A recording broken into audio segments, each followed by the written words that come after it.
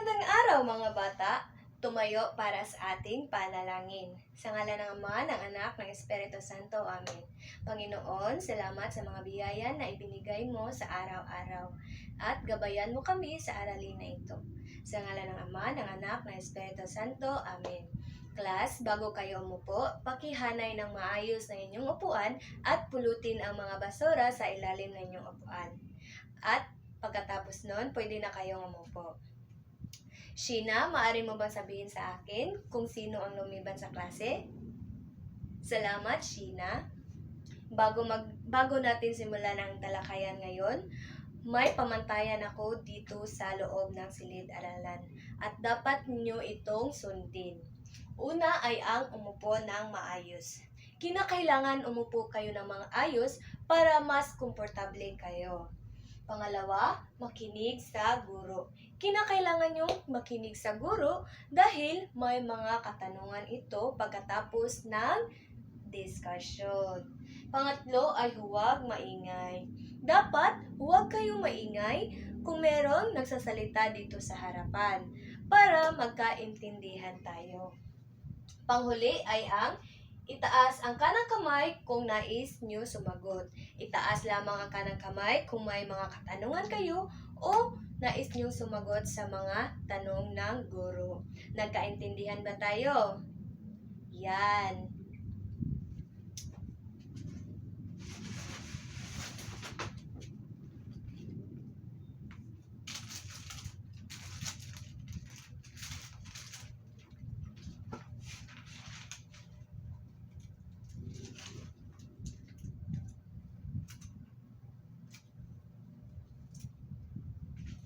So, bago yan, pagkatapos ng aralin, ang mga mag-aral ay inasahan na iisa ang mga paraan ng paglinang ng positibong pagtingin sa sarili. Pangalawa ay napapakita ng paggalang at pagpapahalaga sa sarili at kapwa. Pangatlo ay nakagagawa ng isang poster na napapakita ng mga paraan sa pagpapaunlad ng positibong pagtingin sa sarili. Ngayon, may mga larawan akong ipapakita sa inyo. At nais nyo lang itong suriin kung ano ang mga ito.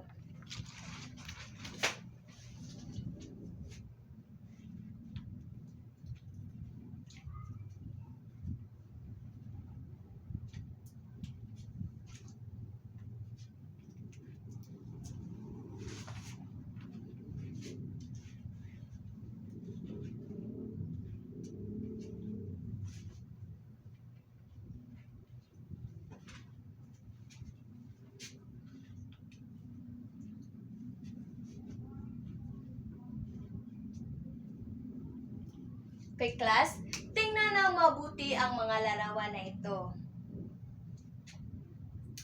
Sino ang makapagbigay kung ano ang mga larawan na ito? Yes? Naika? Tama. Ang mga larawan na ito ay mga iba't ibang uri ng emosyon. Meron ba kayong mga emosyon? Siyempre, meron. Kaya nyo bang gayahin ang mga emosyon na ito? Okay.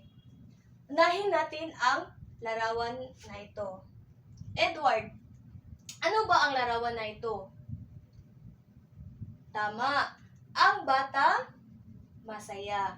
Gayahin mo ito, Edward? Yes. Napakahusay mo, Edward. Bigyan natin ang ating mga sarili na mahusay club. 1, 2, 3, 1, 2, 3, mahusay! May mga flashcard ako dito sa inyong harapan. Ang nais nyo lang ay pumili ng isang flashcard kung sa tingin nyo ay meron kayo nito. Bigyan ko kayo ng 1 minuto para sa pagpili. Yes, Edward? Salamat, Edward. Ang pinili ni Edward ay ang magalang. Si Edward ay isang magalang na bata dahil sa tingin niya ay meron siya nito. Salamat, Edward. Sino pa? Yes, Kirby? Ang mapagkalinga sa matanda. Wow! Si Kirby ay isang makapagkalinga sa matanda. Meron ba ikaw lolo at lola Kirby? Yan. Salamat Kirby. At sino pa dito? Yes? Naika? Isang mahilig sa musika. Si Naika ay isang batang mahilig sa musika, kagaya ng pagkanta. Ngayon, bigyan natin 5 bagsak sina Edward, Naika, Kirby. 1, 2, 3, 4, 5. So ngayon, bubuo tayo ng 3 pangkat.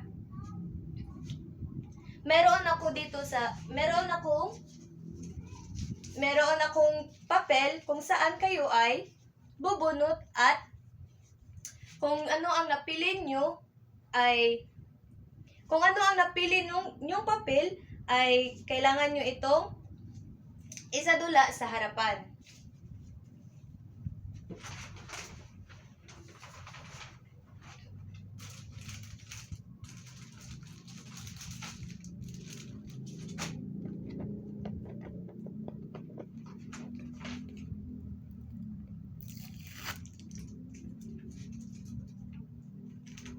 Okay.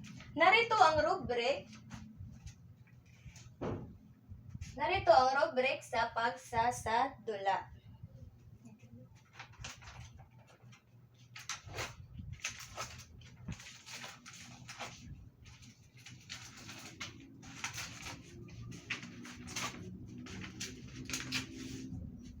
Narito ang rubric sa pagsasadula.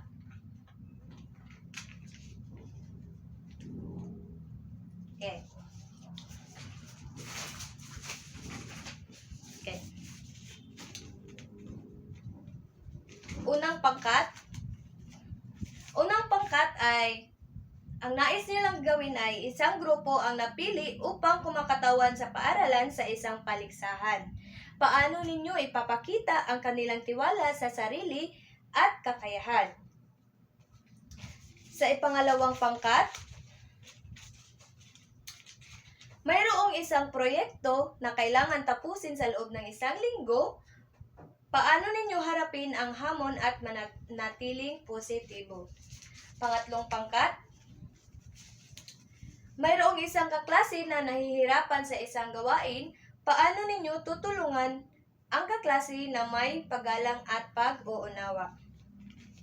Mayroon lamang kayong 5 minuto sa paggawa nito. Nagsisimula na ang oras nyo. Tapos na? Tapos na ang ating pagsasadula. Pakibalik ang mga upuan sa tamang lagayan. Ano kaya ang konekta sa pagsasadula sa ating talakayin ngayon? Ngayon, mayroon akong maikling kwento. At ibigay ko ito sa inyo at sabay-sabay nating basahin ang kwento na ito.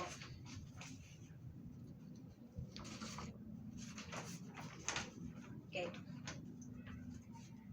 1, 2, 3. Si Leah ay isang batang babae na laging iniisip na hindi siya sapat. Madalas siyang makompare sa kanyang mga kaklase na mas magaling sa kanya sa pag-aaral o sa sports. Dahil dito, palagi siyang nakaramdam ng kawalan ng tiwala sa sarili. Isang araw, nagkaroon ng isang activity sa kanilang klase, kung saan kailangan nilang gumawa ng isang presentasyon tungkol sa kanilang mga talento. Kinakabahan si Leah dahil wala siyang maisip na espesyal na talento. Sa tingin niya ay wala siyang maipagmamalaki. Habang iniisip niya ang kanyang gagawin, naaalala niya ang kanyang hilig sa pagluluto.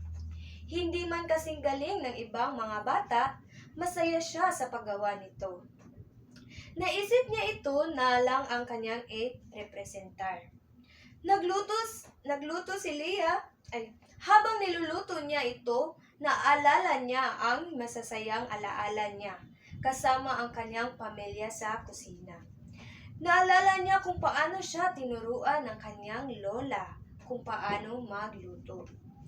Nang araw ng presentasyon, kinakabahan pa rin si Leia. Ngunit, nang simulan na niya ang kanyang pagsasalita, unti-unti siyang naging komportable. Ikinikwento niya ang kanyang pagmamahal sa pagluluto at kung paano ito nagdudulot ng saya sa kanya at sa kanyang pamilya. Ipinakita niya rin ang kanyang nilulutong adobo. Pagkatapos ng kanyang presentasyon, nagulat si Leia dahil maraming pumuri sa kanyang ginawa.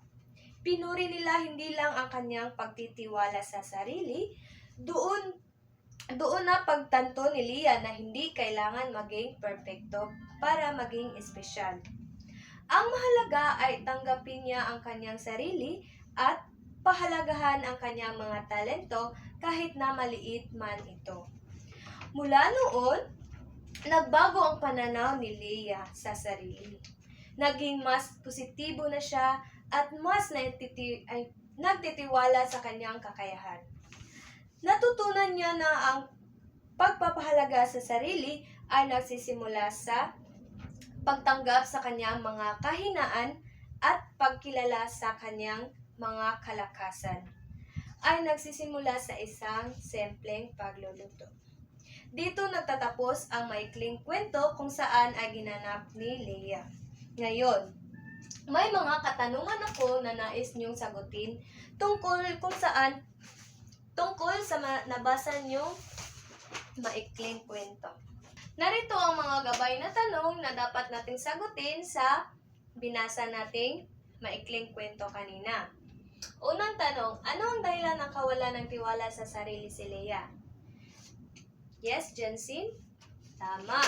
Si Leia ay isang batang babae na palaging iniisip niya na hindi siya sapat sa anumang bagay dahil palagi siyang kinukumpara sa mga kaklase niya. Pangalawang tanong, ano ang aktibidad na ibinigay sa klase ni Leia? Tama, isang paggawa ng talento. Ano ang talentong naisip ni Leia na ipresentar? Pagluto ng adobo. Ngayon, tapos na nating sagutin ang mga tanong.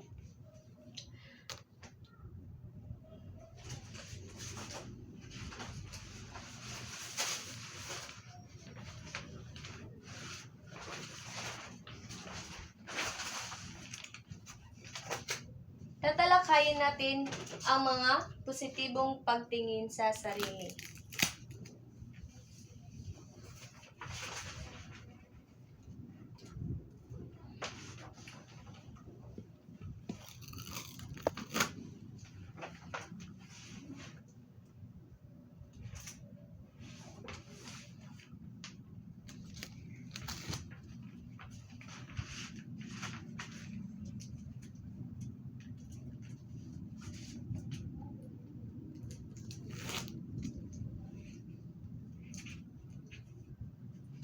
Ang una ay ang pagkilala sa sariling kakayahan. Ito ay ang proseso ng pag-unawa at pagtanggap sa iyong mga lakas at kahinaan. Pangalawa ay ang pagtanggap sa sariling kahinaan, ang pagkilala at pag-unawa sa iyong mga limitasyon at mga bagay na hindi mo magaling gawin nang walang pagtahol sa sarili. Next ay pagtatakda ng makatotohanang layunin, pagbuo ng mga mithiin na maayon sa iyong mga kakayahan. Pangapat ay ang pag-aalaga sa sarili, ay ang sinadyang pagkilos upang pangalagaan ang iyong pisikal, mental at emosyonal na kagalingan. At ang panghuli ay ang paghahanap ng suporta. Ito ay isang proseso ng palapit sa iyong mga mahal sa buhay upang humingi ng tulong, gabay at pakikisama. Iyan ang mga iba't ibang klase kung paano natin pahalagahan ang mga positibong pagtingin sa ating sarili.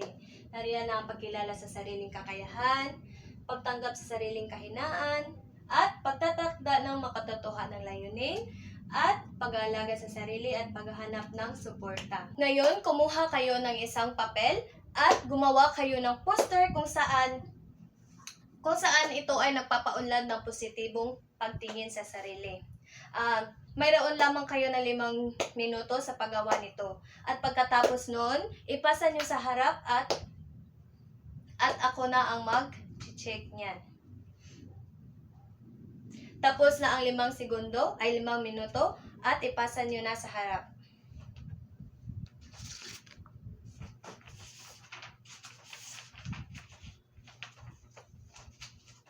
Alam ko na intindihan nyo ang aralin na ito. Ngayon, kunin nyo ang inyong kwaderno at sagutin ito sa 5 minuto.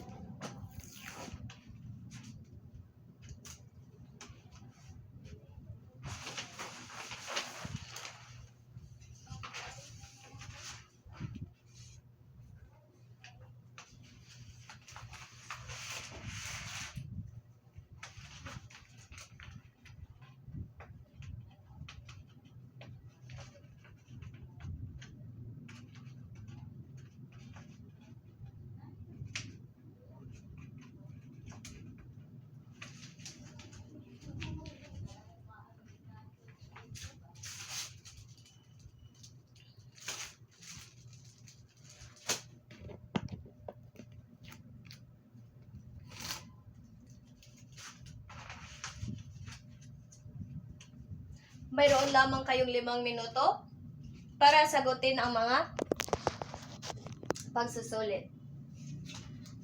Paano to? Piliin ang tamang sagot sa bawat tanong at bilugan lamang ang tamang sagot.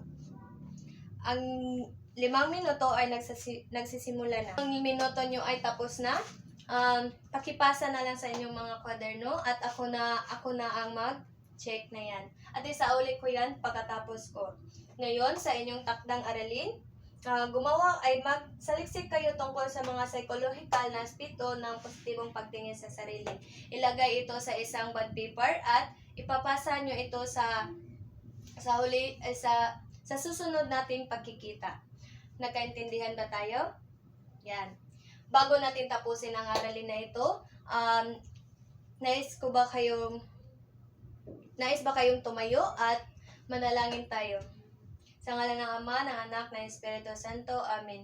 Panginoon, salamat sa mga aralin na natutunan ko ngayon. Amen. Sa ngalan ng Ama, ng Anak, ng Espiritu Santo. Amen. Paalam mga bata.